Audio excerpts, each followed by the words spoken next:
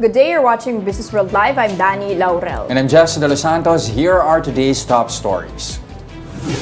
Cash remittances jumped to a 7-month high in July. Moody's affirms its Baa2 credit rating for the Philippines with a stable outlook. The debt watcher says external headwinds are not likely to hamper domestic recovery. A consortium backed by foreign companies bags the $11 billion contract to develop the Sangley Airport in Cavite. And the local bourse targets up to 20 company listings in 2023. Let's begin our broadcast with cash remittances hitting a 7-month high in July. Data from the Bangko Sentral showed that remittances coursed through banks reached nearly $2.92 billion in July. That is higher than the amount of more than $2.75 billion logged in June. However, the pace of remittance growth slowed to 2.3% in July. That's from 4.4% in June. The BSP said the expansion in remittances was due to the growth in receipts from land-based and sea-based Filipino workers. Moody's has affirmed the Philippines' Baa2 credit rating with a stable outlook. This as the debt watcher believes that external headwinds, which it described as challenging global credit conditions, won't likely hamper domestic economic recovery. Still, the credit rater admits that the severity of the pandemic shock led to an erosion in the assessment of the country's economic strength. Moody's has kept its Baa2 rating for the Philippines since December 2014. The stable outlook, meanwhile, suggests that the rating is likely to be maintained in the next 6 months to 2 years. Moody's notes that they see sufficient momentum for the country to reach a 6.6% growth this year as price pressures are expected to moderate. This forecast is at the lower end of the government's 6.5 to 7.5% full-year target.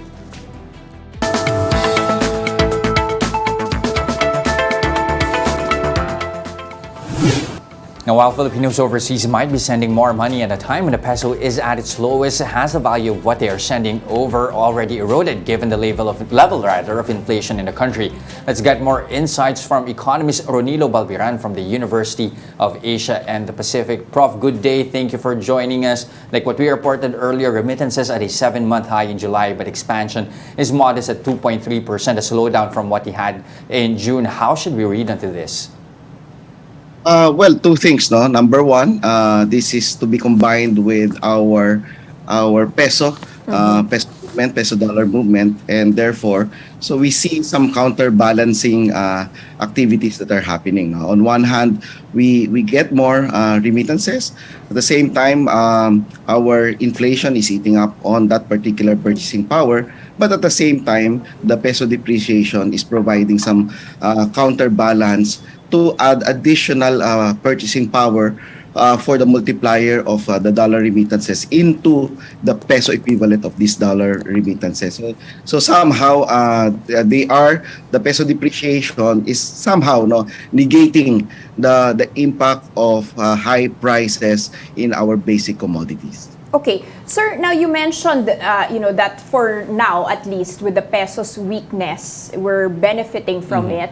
Plus, in terms of volume, seasonally, the remittances will be surging on December.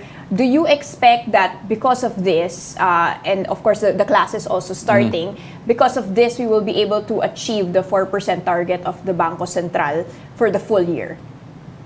Yes, I think, no. And if we remain elevated at around 56, 57 exchange rate, our OFWs might have more interest in terms of sending more to the Philippines. So because they see this as a price signal for them to actually benefit more of their families, more of their relatives, and therefore we should be expecting more from our OFWs. Of course, they will be sacrificing more while they're in the other countries, but they are seeing this price signals as benefits, potential benefits for their loved ones here in the Philippines. But as we expect remittances to grow the latter part of the year, like from the start of the classes this August up to December, do you expect that growth in remittances to somehow help prop up the peso? Will that in any way offset a possible impact, of course, from the tightening over the Fed? And this is when it gets tricky, and this is where we need some policy directions, policy guidance from our decision makers. No, so who do we value more? No, in terms of our economic forecast. No, so do we side with our OFWs, exporters, BPO workers, BPO companies? No, who are standing to benefit from a slightly depreciated currency, or do we see this as a threat, no, in terms of our inflation environment? So that will be a policy decision on our monetary policy leaders, and therefore we wait for this particular trends to unfold, no? Sir, thoughts on Finance Secretary Diokno saying that the peso depreciation will benefit the 2023 budget?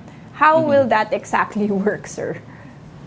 Well, if I am to second guess the finance secretary, we see, no, from the studies, for example, of Dr. Abola of UANP, a slightly depreciated currency gives more tax collection for our government, because you now have a windfall of OFW remittances in terms of the peso equivalent of their dollar remittances, and this will stimulate a lot of spending in our economy, and with our economy more than 72% domestic spending of our Filipino families, no, so we have we can expect more tax collection from value-added tax, excise taxes, even income taxes, no, from our exporters, from our BPOs. So I think, no, if you have these kinds of environment, where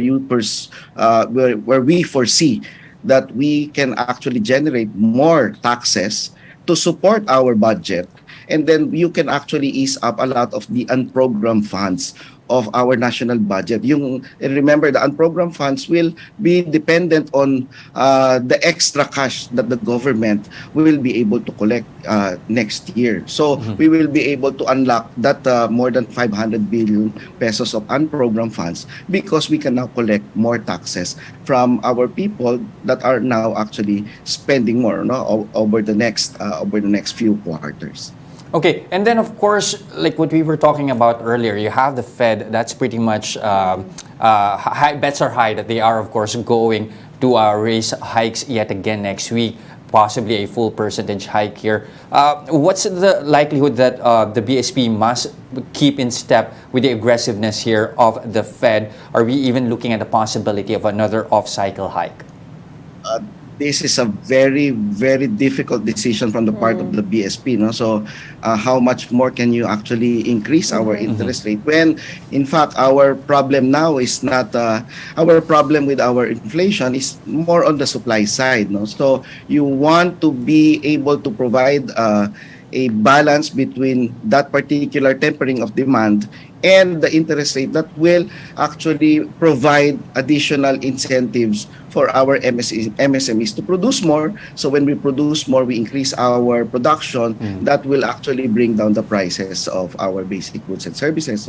So you don't want to be following the Fed on a 1:1 basis. So because our problem is production, so we need to produce more. We need to unlock all those production constraints in combination with our logistics investments, logistics infrastructure, so as to address the cost push side of our inflation, so that we can fuel more room for growth for our economy. Okay, and finally, sir, Moody's affirming us, but nevertheless, it's the second lowest investment grade rating. We were hoping to already achieve a rating, medyo malayo pa, but is this good news given, the situation, the global issues that are outside of our control? How do we compare to our neighbors? Well, this confirms what we already know. No? In the time of this very vulnerable, uncertain environment, both politically and economically, globally and at the national level. So this confirms that our economy is that it remains healthy, that we have the market. We do not have a problem of our market size, market sentiment. Mhm. Our problem is supply side. So meaning our problem is entirely different from the problem of many countries around the world where they have to stimulate their demand. They have to stimulate their animal spirit. That is not the problem for the Philippine economy. Our problem is we have so much demand anticipating towards the next Mhm. few quarters. And what we need to do is actually to prop up production so Mhm. that we can actually convert these opportunities into economic growth rather than congestion and more inflation. And that is, I think, the point of Moody's affirming Mhm. our credit rating. Okay, lastly, we promised to already let you go, but we just have to ask this one last question. How are price pressures looking at least for the remainder of the year, all the way until 2023? What are your projections here Is the the inflation worst picture? over? I think so, no? So I was just talking to a lot of supply chain leaders, no? Very important for supply chain and logistics players across the whole value chain is I think the prediction of the demand.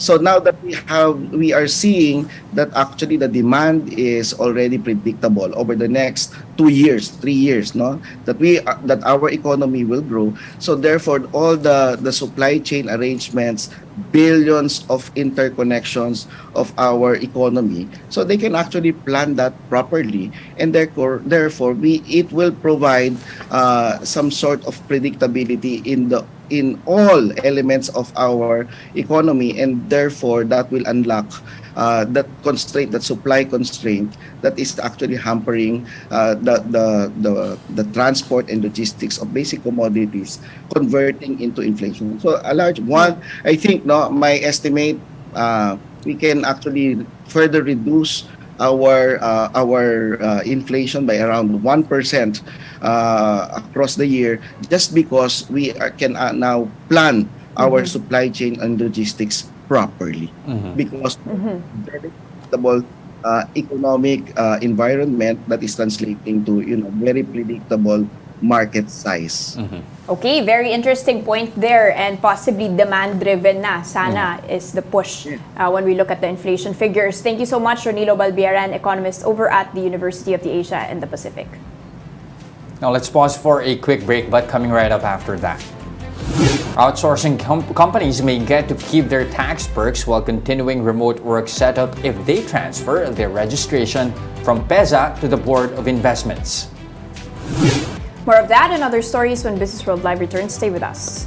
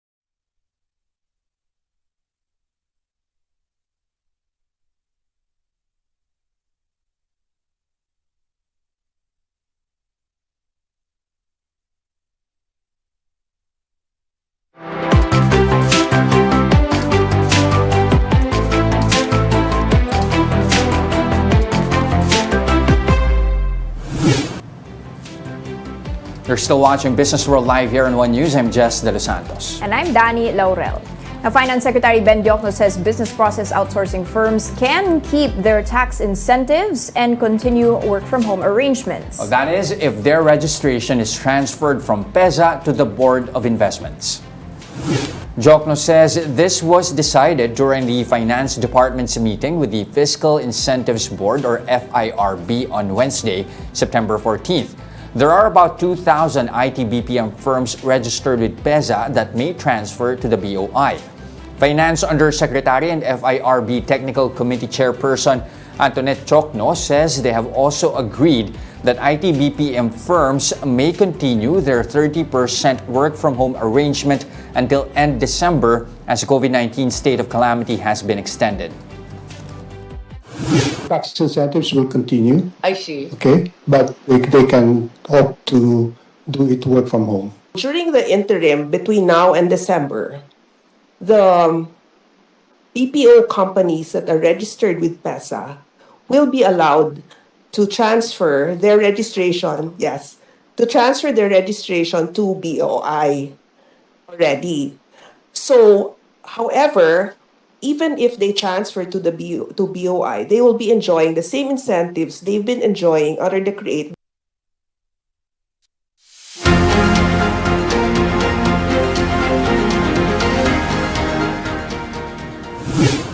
The Philippines is not included in the list of countries seeking expanded emergency financing from the International Monetary Fund. This emergency financing is meant for countries hit by soaring food prices and shortages brought about by the Russia-Ukraine war. Speaking to the Philippine Star, IMF Resident Representative Ragna Goodmonsoon confirmed that they have not received a request from the Philippines to be included in the 20 to 30 countries seeking expanded emergency financing. The plan, which was first reported by Reuters, would allow the IMF to provide additional emergency financing to countries hit hard by the food crisis unleashed by the Russia-Ukraine war, as well as the global inflation following the COVID-19 pandemic. As an industry leader says high business costs are hampering the Philippines' competitiveness among its regional counterparts. In an interview here on Businessworld Live, Management Association of the Philippines Vice Chairman for Ease of Doing Business Committee, Vice Chairwoman, Mary Jade Rojas Divinagracia says the decline in competitiveness comes despite the previous administration's passage of investor-friendly measures. She says the country must invest in research and development as well as improve transparency and the overall ease of doing business. She also cites the need for better infrastructure, connectivity, and pool of talent.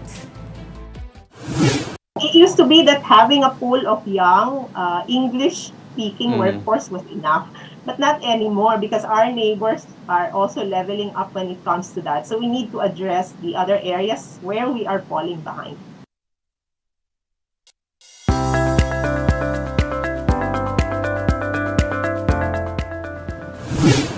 A consortium comprised of Philippine and foreign companies has bagged the $11 billion contract to develop the Sangley Point International Airport in Cavite.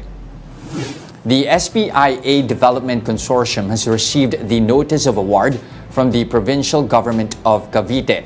The consortium submitted its unsolicited proposal in November last year. Philippine companies leading the group are Cavitex Holdings, the Yuchenko's House of Investments, and Macro Asia. They will be joined by Samsung C&T Corporation, Ove Arup and Partners Hong Kong, and Munich Airport. The joint venture and development agreement is set to be signed in October, after which the consortium and Cavite provincial government have a year and a half to finalize the airport's design and business plan. Mobile wallet company GCash surpasses the 3 trillion peso mark in gross transaction value in the first half of 2022. The company's record for the first 6 months of the year is a near match to the full-year record of 3.8 trillion pesos in 2021. GCash says it is also expecting its gross transaction value to reach 6 trillion pesos by the end of 2022. This is nearly double the value from 2021 and 6 times more than 2020's figure. Meanwhile, online transactions via PesoNet and InstaPay rose to 5.37 trillion in the 7 months of July. That is 43% higher compared to the same period in the previous year. The central bank attributes the increase in transactions to disbursement of state-run pension funds, as well as the wider use of digital platforms. The Philippine Stock Exchange is targeting 20 initial public offerings in 2023. PSE President and CEO Ramon Monzon says he is optimistic about 2023 as the Philippines is set to have a total of 11 IPOs this year. Monzon also says he looks forward to the potential stock market debut of digital payment platforms such as Maya and GCash. Meanwhile, analysts say it is not impossible for the PSE to meet its IPO target of 20 for next year. With economic recovery underway, businesses have become more confident on new investments and expansion plans. And those are the biggest stories on the economic and corporate front today. I'm Jess De Los Santos. And I'm Danie. Laurel. We are One News, want all sides all the time. But don't go away. We'll give you the latest on the local boards when Businessworld Live returns. Stay with us.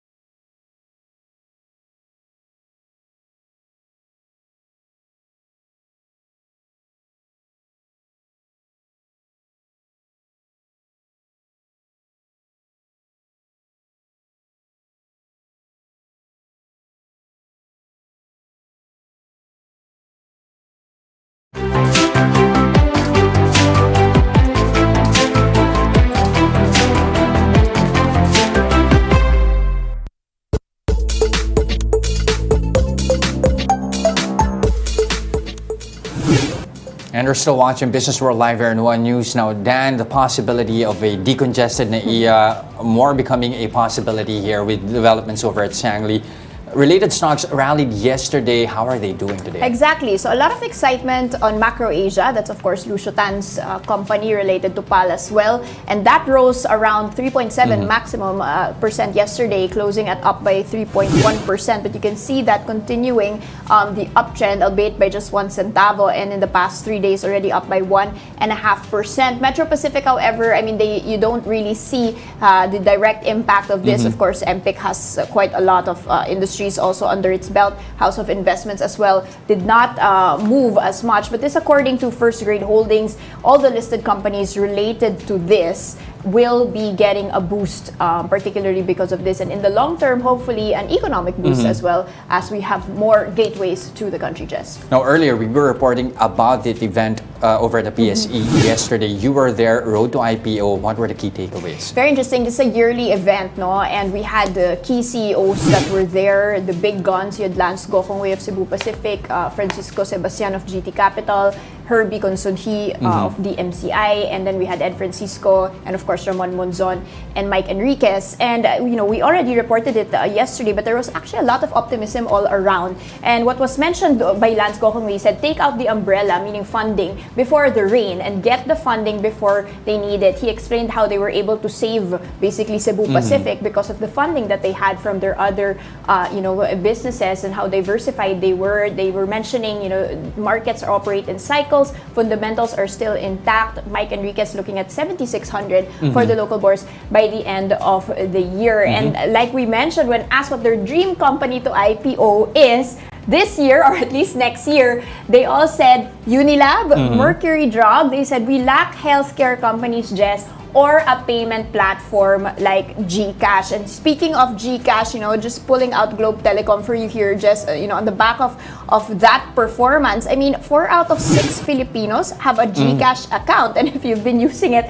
like them, it's quite a big amount. 66 million person user base, and they said that the value right now of GCash is over $2 billion. And before we end our broadcast, just a quick peek at Keepers, which is right now suspended. If you take a look at that, this, as they've said, that they've already acquired 50% of Bodegas Williams and Humbert. That's a Spanish winery, of course, and we will see how that stock will be performing upon the lifting of that suspension, Jess. Okay, IPO wishlist pa? Kailangan natin katutin. Kapitbahay lang natin ang Unilab.